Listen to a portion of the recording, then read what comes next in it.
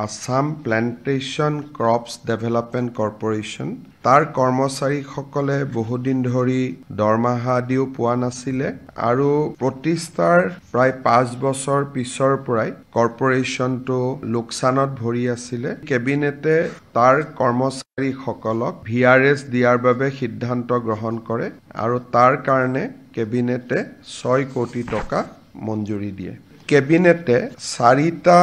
বিনিয়োগৰ প্ৰস্তাৱত সন্মতি প্ৰকাশ কৰে সৰ্বমুঠ 969 কোটি টকা আৰু ইয়াতে এমপ্লয়মেন্ট অপৰচুনিটি সৃষ্টি হ'ব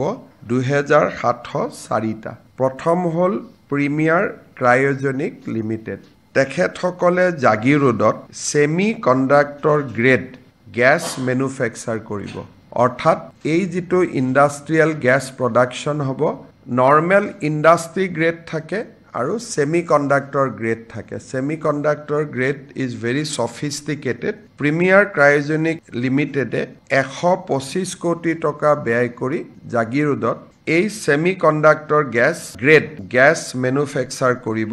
আৰু তাৰ কাৰণে 125 কোটি টকাৰ ইনভেষ্টমেন্ট প্ৰপোজাল আজি কেবিনেটে অনুমোদন জনাইছে জোনালী কনষ্ট্ৰাকচন প্ৰাইভেট লিমিটেডে এয়াৰপোৰ্টৰ সমীপতে মেৰিয়ট হোটেল আৰু ৰেজৰ্ট প্ৰতিষ্ঠা কৰিব 182 কোটি টকা ব্যয় হ'ব 204 জন কৰ্মচাৰীয়ে কাম কৰাৰ সুবিধা পাব দ্বিতীয়তে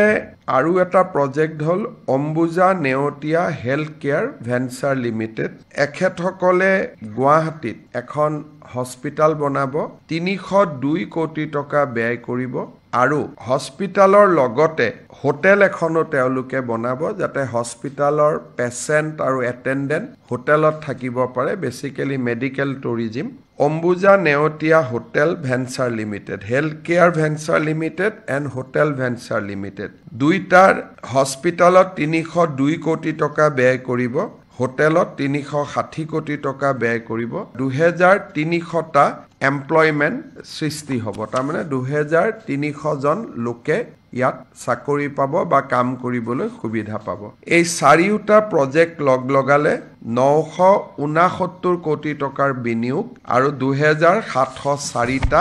এমপ্লয়মেন্ট সৃষ্টি হ'ব ইন্টাৰ ৰিলিজিয়ন ল্যান্ড ট্ৰান্সফাৰ যেনেকে এগৰাকী হিন্দু মানুহে মুছলমান মানুহক মাটি বিক্ৰী কৰিব বা মুছলমানে হিন্দুক বিক্ৰী কৰিব বা কোনোবাই খ্ৰীষ্টিয়ানক বিক্ৰী কৰিব বা কোনোবাই বুদ্ধিষ্টক বিক্ৰী কৰিব কোনোবাই জৈনক বিক্ৰী কৰিব এই ইন্টাৰ ৰিলিজিয়ন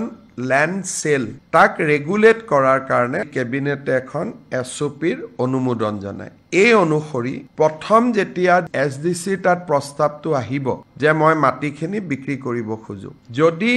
স্বধৰ্মৰ হয় কবলগীয়া একো নাই যদি ধৰ্ম বেলেগ হয় হিন্দুৱে মুছলমানক কৰক বা মুছলমানে হিন্দুক কৰক যদি ইন্টাৰ ৰিলিজিয়ন হয় তেতিয়ালে প্ৰস্তাৱটো মাটি দুখৰ সত্য হয় নে নহয় মাটিৰ মালিক হয় নে নহয় যিখিনি সাধাৰণ পৰীক্ষা সকলো মাটিৰ ল্যান্ড ট্ৰান্সফাৰ হলে কৰে তাক কৰাৰ পিছত প্ৰস্তাৱটো ডিসি অফিচলৈকে প্ৰেৰণ কৰিব ডিসিয়ে প্ৰস্তাৱটো লগে লগে ৰেভিনিউ ডিপাৰ্টমেণ্টত পঠাই দিব চৰকাৰক ৰেভিনিউ ডিপাৰ্টমেণ্টত এজন নোডেল অফিচাৰ থাকিব ৰেভিনিউ ডিপাৰ্টমেণ্টে প্ৰস্তাৱটো পোৱাৰ পিছত ৰেভিনিউ ডিপাৰ্টমেণ্টে অসম পুলিচৰ স্পেশাল ব্ৰাঞ্চলৈকে প্ৰস্তাৱটো প্ৰেৰণ কৰিব স্পেশাল ব্ৰাঞ্চে 4টা বিষয় চাব যে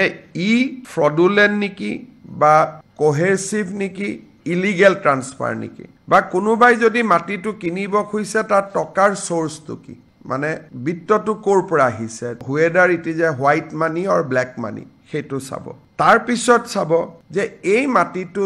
বিক্ৰী কৰিলে তাৰ সামাজিক গাঁথনিটোৰ ওপৰত কেনেকুৱা প্ৰভাৱ পৰিব তাক পৰীক্ষা কৰিব চতুৰ্থতে ৰাষ্ট্ৰীয় নিৰাপত্তাৰ দিশটো পৰীক্ষা কৰিব এই গুটেকেটা দিশ পৰীক্ষা কৰি এছবিএ আকৌ চৰকাৰক নিজৰ কথাখিনি লিখি জনাব চৰকাৰে কথাখিনি ডিসিক জনাব আৰু ডিসিয়ে মাটিটো বিক্ৰী কৰিব দিম বা নিদিম তাৰ ওপৰত ডিসিয়ে সিদ্ধান্ত ল'ব আজি 6 মাহৰ পৰা ল্যান্ড ট্ৰান্সফাৰ কেছ বিলাক বহুতখিনি চৰকাৰতো পেন্ডিং হৈ আছিল এই এছওপি খন যোৱাৰ পিছত এই এছওপি মতে সিদ্ধান্ত আমি ল'ব পাৰিম এই ব্যৱস্থাটো ষ্টেটৰ বাহিৰৰ NGOৰ ক্ষেত্ৰতো প্ৰয়োগ হ'ব। যোৱা কেইটামান দিনত আমি দেখিছোঁ যে কেৰালা আদিৰ পৰা বহুত NGO আহি অসমত মাটি কিনিছে আৰু তেওঁলোকে কিছুমান অনুষ্ঠান পাতিছে, হয়তো ভৱিষ্যতৰ দিনত সেই অনুষ্ঠানবোৰ ৰাষ্ট্ৰীয় নিৰাপত্তাৰ কাৰণে ভাবুকি হ'ব পাৰে। সেইকাৰণে অসমৰ NGOই মাটি কিনিলে কোনো